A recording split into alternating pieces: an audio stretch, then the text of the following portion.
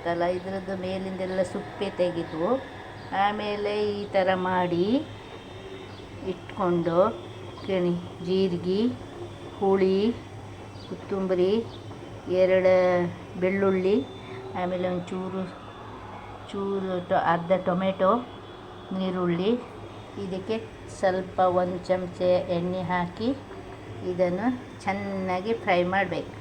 ಚೆನ್ನಾಗಿ ಫ್ರೈ ಮಾಡಿ ಉಪ್ಪು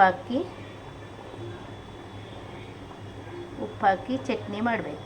ಇದು ಹಸಿಮೆಣಸು, ಆಮೇಲೆ